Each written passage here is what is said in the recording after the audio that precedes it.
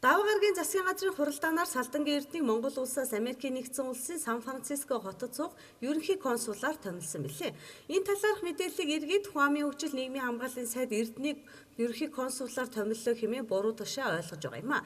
Тэгвэл Америкийн нэгдсэн улсын Сан Франциско хотод суух ерөнхий консулаар томилогдсон эрдэнэ нь Хуамын хөгжил нийгмийн хамгааллын сайд эрдэнэ биш. Тодорхой танилцуулах юм бол улсын хурлын гишүүн Отон Туяагийн ах Салдангийн эрдэнэ юм а. Тэрээр 1957 онд Улаанбаатар хотноо төрсөн. Түүний хувьд төрийн өндөр албан тушаал хошиж байсан дурслагнуутай. Төгөөрч барахгүй дипломат чиглэлээр ажиллаж байгаагүй нэгэн гэдгийг их сурвалжууд хэлж байгаа юм а. Улсын хурлын гишүүн Отон Туяагийн хувьд саяхан ардчилсан намын эмэгтэйчүүдийн холбоог удирдахаар сонгогдсон бол ах нь Америк нэгдсэн улсын Сан Франциско хотод суух ерөнхий консул нөхөр болох үлзий бүрэн газрын тусны газрын даргаар ажиллаж байгаа юм а. Ерөнхий консулын томилгоог жил гаруй гацааж хүлээлтийн байдалд оруулаад байсан. Гэтэл энэхүү томилгоо гацсны шалтгаан нь тодорхой болж эрхэм гишүүний ах томилогдох болжээ. Уг нь бол жил гарын өмнө Сан Франциско хотод суух ерөнхий консулаар маш бат хэмээх залуу томилогдсон ажиллахаар тушаал шийдвэр нь гарчихсан байсан.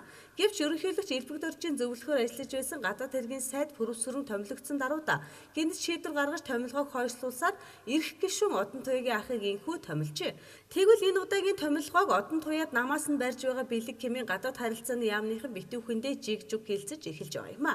Мөн түнчлэн түүнийг консулаар томилогдсон ахыг нь хоёр төрд нүүртэй дүүтэй байх сайхан юм а гэгчлэн явган яриа яваад эхэлж дашрам дуртахад Отон Туяагийн нөхөр мөн 2012 онд ардчилсан нам сонгуулж ялсны дараахан газрын тусны даргаар томилогдсон.